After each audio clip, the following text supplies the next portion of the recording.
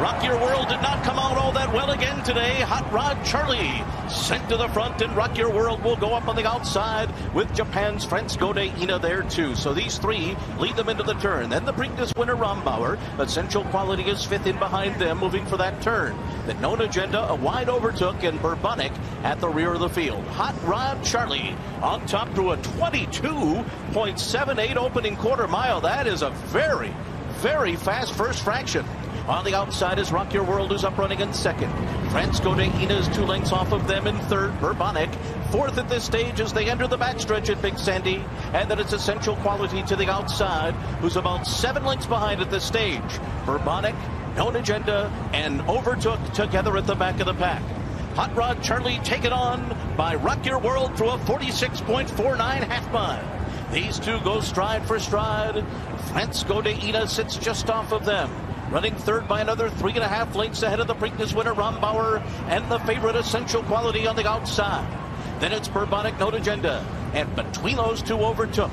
7 lengths from top to bottom. Hot Rod Charlie has run 3/4 in 1:12.07 seconds. His lead is a half a length. Rock Your World is second. Francisco de Ina third to their outside. Essential Quality is getting closer now. He is caught 4 wide as they make their move into the far turn. Rombauer rides the rail. He's 3 lengths behind. Known Agenda, Bourbonic, and Overtook around the far turn. Hot Rod Charlie with a half mile to go. Rock Your World's alongside. Essential Quality comes up to them 3 wide. The 3 of them across the track.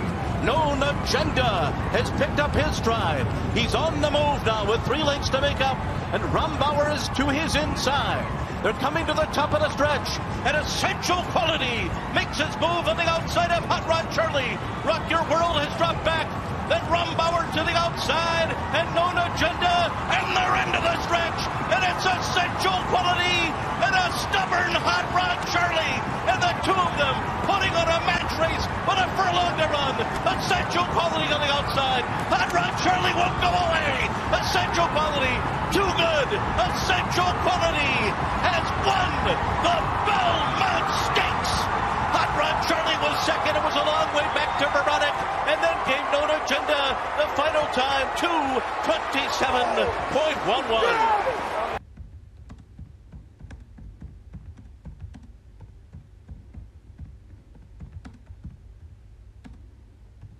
Matt Bernier for NBC Sports Edge, putting a bow on the 2021 Triple Crown season as Essential Quality wins the 2021 Belmont Stakes, the 3rd and final leg of the American Triple Crown. And he did so in thrilling fashion, defeating Hot Rod Charlie by a little more than a length at Belmont Park on Saturday afternoon. But the big story of the race was the pace scenario and the pace that was set by Hot Rod Charlie. At 1.5 miles, typically these races are run in a rather pedestrian early pace. Instead, Hot Rod Charlie and jockey Flavien Prat really threw down the gauntlet. Opening quarter, sub 23 seconds. Opening half mile, sub 47 seconds. And still, Hot Rod Charlie was able to hang around until the bitter end. But Essential Quality was able to take advantage of the wicked early fractions and rally on the outside for trainer Brad Cox and jockey Luis Saez. Now that the Triple Crown has concluded, we look ahead to the summer campaign for these 3-year-olds. Sounds like the Belmont winner, Essential Quality, could be pointing to Saratoga for their marquee event, the Grade 1 Travers, at the end of August. And trainer Doug O'Neill has not ruled out the possibility that we see Hot Rod Charlie coming up in the Haskell, the Grade 1 event at Monmouth Park on the Jersey Shore at the end of July.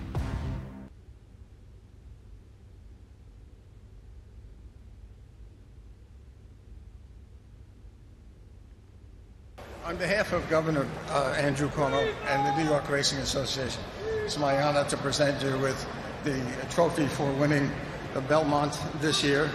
Congratulations. It's very heavy, so you got to be careful with it. Put it right back. No, put it right back. Jimmy Bell, racing manager for Godolphin, already got your workout in for the day. I know this horse is so special to you as a homebred. What does this victory mean for you? Well, it's just we're so fortunate to have another opportunity. He's never run a bad race in his life, and I think he showed today he met the test of a champion today. And to do what he did as a 2-year-old, come through these races as a 3-year-old, and then the Mile and a Half Classic, a great tribute to him. Were there any doubts after losing as the favorite in Louisville a few weeks ago?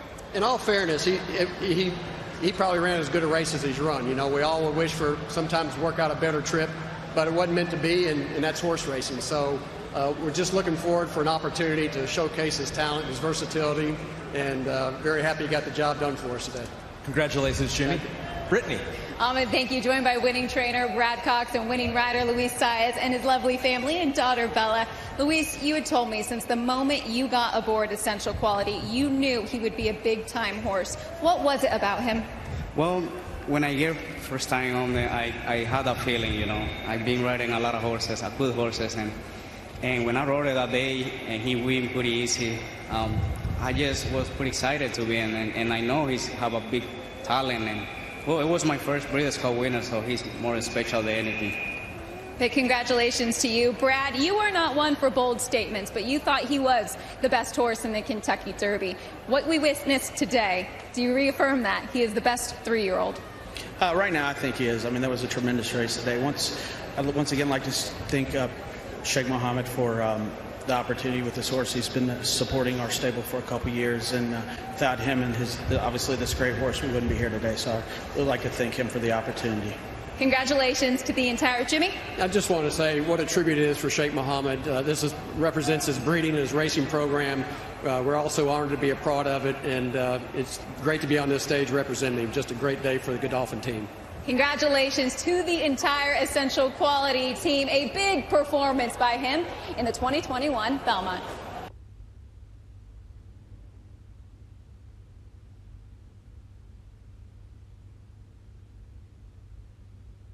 It was mentioned by Brad Cox, and we told you about it at the Derby. Essential Quality, owned by Sheikh Mohammed bin Rashid Al Maktoum, the ruler of Dubai, who's been under international scrutiny. The well-being and whereabouts of his adult daughter raised questions from global governments and the United Nations. A couple of weeks ago, a photo emerged that appeared to show the daughter, Sheikha Latifa, alive in a Dubai mall. There had been no subsequent public statement from either the United Arab Emirates or the United Nations. There were human rights advocates who tried to appeal to have Essential Quality banned from the Kentucky Derby. That appeal was turned down on its merits by the Kentucky Horse Racing Commission. The charges against Sheikh Mohammed have been out there for a while, and part of the conversation with this horse.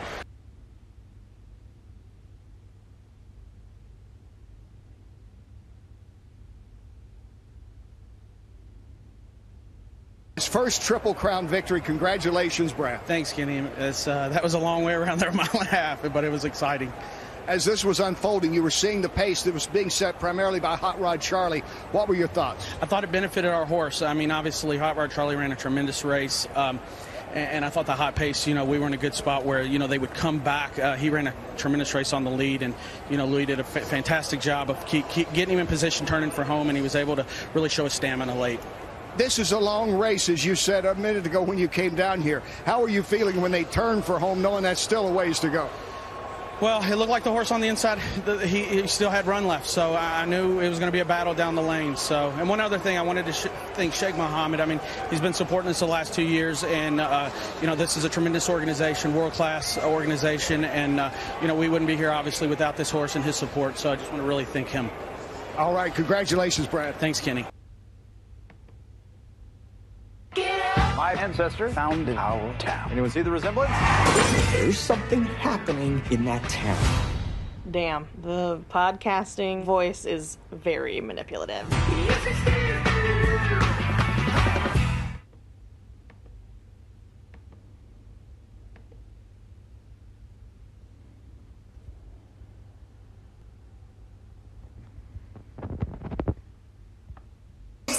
You've won.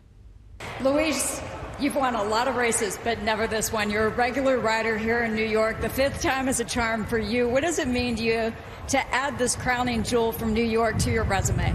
This is my second home.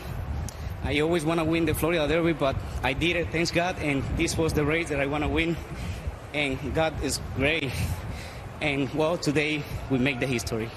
After the race, I saw you looking up to the skies with prayers of gratitude. I can only imagine. What were you thinking? What were you saying? Well, I was giving thanks to the Lord and my brother, Juan.